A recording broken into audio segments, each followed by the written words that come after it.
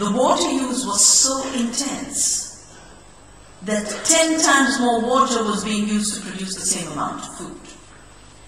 And while Punjab, where it was applied, was a land of 5 rivers, it didn't run out of water immediately. I have seen places, arid zones, where the Green Revolution is applied, and within 5 years, your water is finished. Your groundwater is down to 1,000 meters. And beyond a point, small farmers just can't afford to pump it out. So the land moves into the hands of the rich landlords. The water moves into the hands of those who can invest more and more. But 1984 was not just the year where Punjab farmers showed their anger. It was also the year when we had the worst industrial disaster of the world, called Bhopal. A pesticide plant leaked, and it killed 3,000 people. Pesticides were designed as war chemicals. In that sense, Bhopal was not an accident, because these pesticides are designed to kill. And they kill slowly. I'm helping communities in Kerala who are fighting a toxic chemical called endosulfan, which is being banned everywhere in the world, but India is still continuing to use it. 1,000 people have died. 9,000 people are totally crippled, especially children. Can't get out of bed. Their parents have to lift them here and there. When you see those impacts, you realize that these chemicals are continuing the war for which they were designed. Even herbicides, Agent Orange was designed as a chemical warfare against the Vietnamese. So you could burn their forests and see where the villages were and bomb the villages. Today, Agent Orange is a very, very popular chemical as a herbicide. But the war technologies in agriculture don't stop with killing species. They don't stop with over-exploiting groundwater. They pollute the groundwater. The runoff from chemical fertilizers has created dead zones around the world, and those who work on fisheries and marine resources will tell you that areas where the fertilizer runoff comes into the ocean, no fish can survive because the fertilizers have created a dead zone. These fertilizers also violate the air because nitrogen oxide escapes from synthetic fertilizers and goes into the atmosphere, and as a greenhouse gas, nitrogen oxide is 300 times more damaging to the climate than carbon dioxide. So you violate the soil, you violate the air, you violate biodiversity, you violate water. In terms of biodiversity, we've eaten 8,500 plants as human beings. And every ecosystem has given different kinds of biodiversity. So the diet of every part of the world has been so varied. Today, the trade is in 8 commodities, and only 4 are growing. The 4 that are growing are corn, soya, canola, and cotton. And why are these growing faster? Are people in the world saying, give me more soya? Give me more high fructose corn syrup, which is so deadly that its molecule is not recognized by the body. It's a totally artificial synthetic molecule. And it goes straight to the liver and damages it. And because it's a sugar and it's an addictive sugar, it's being added to baby food everywhere. Most soft drinks now have high fructose corn syrup because it's cheaper, it's easier to move around. Most of it comes from genetically engineered corn.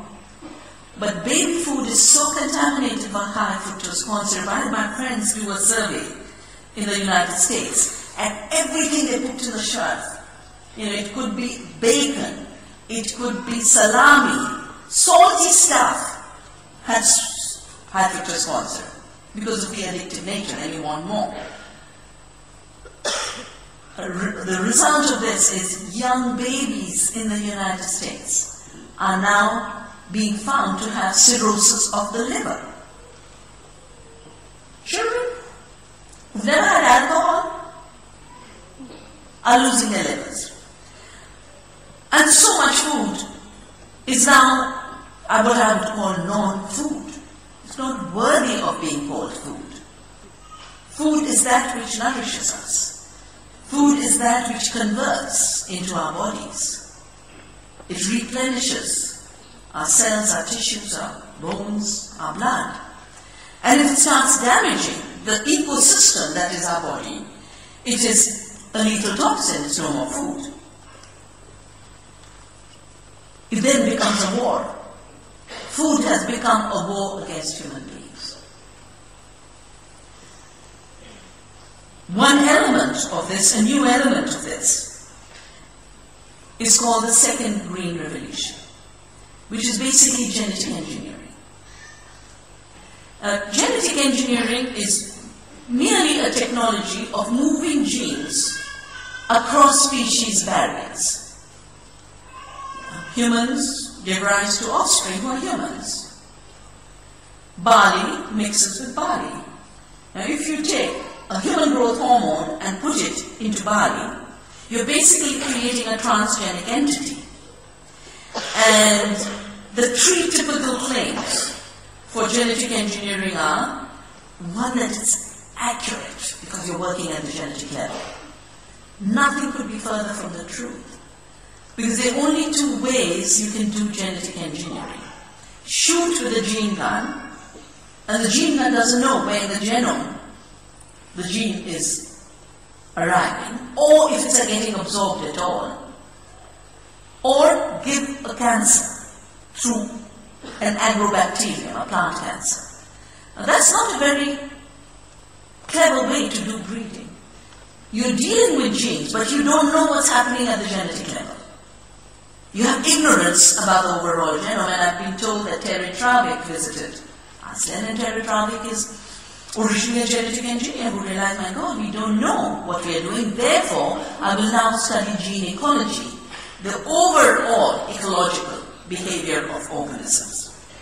The second argument always used for genetic engineering is the argument that it's going to do what the Green Revolution did, increase production. But the Green Revolution didn't increase production of food.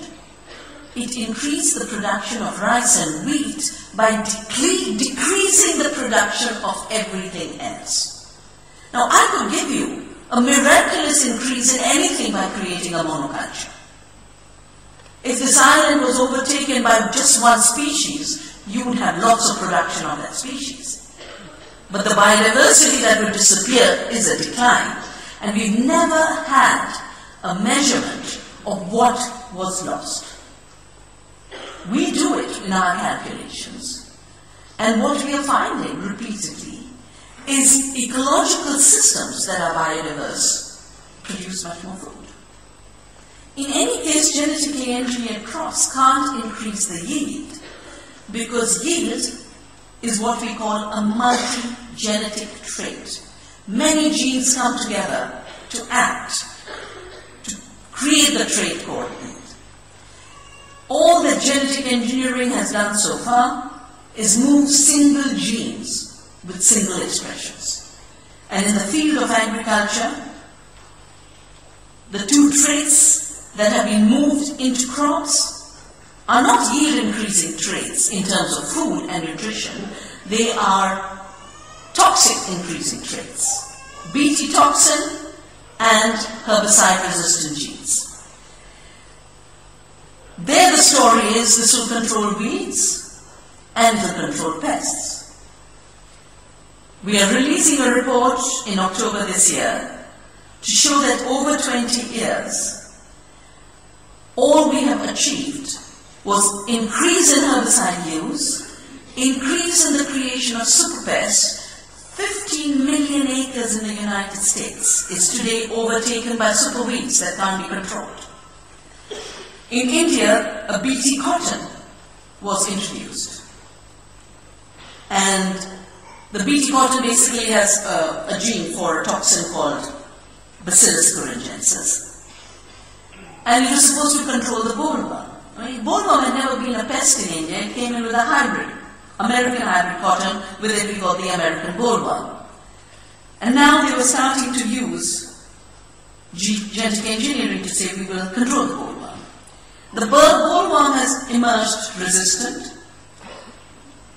New pests have been created. Every year there's a new pest. The biodiversity of cotton has gone. 1,500 varieties is what used to grow. But biodiversity of pests is increasing. Aphids and jacids and army bugs and mealybugs, and I can't keep up with the names. Last year was Lalia, a disease that makes the entire plant red and then the plant dies. And new research by our leading university in Delhi has shown that the very process of doing genetic engineering destabilizes the physiology of the plant so that it becomes more vulnerable to new pests and new diseases. So you're not getting an increase in production, but you are getting an increase in vulnerability. When in the regions of India where first cotton replaced diversified farming systems, and then hybrid cotton was replaced by BT cotton, we have seen the emergence of something India has never known. You know, India is a land where we actually believe this life is not the only life. We have many, many lives. So the scores don't get settled in this life. You always have another chance and another chance and another chance. But when you borrowed or you mortgaged your land for a seed that the company tells you is going to give you a miraculous 1,500 kilograms of cotton, and you're going to be nothing less than a millionaire, and you make those claims, while the gods and the saints, and we have so many of them, you know, 300 million species on the planet. In India we have 300 million divinities, because every species is divine. So you can mobilize all kinds of gods as salesmen, and that's exactly what the companies did. Innocent farmers mortgaged their land and said, okay, I'll be able to get back my land because I'm going to get such high yields. The yields didn't come. 2 years later, 3 years later, because of the debt that was created, and the debt is created through two systems. One is the seed itself. Seed that is open pollinated can be saved year in and year out, and farmers don't have to buy it. But seed that has been made into a hybrid and genetically engineered has to be bought every year. In addition, the seeds that Monsanto sells are seeds that are patented and covered by what they call intellectual property. So they have a huge royalty component collected, linked to it.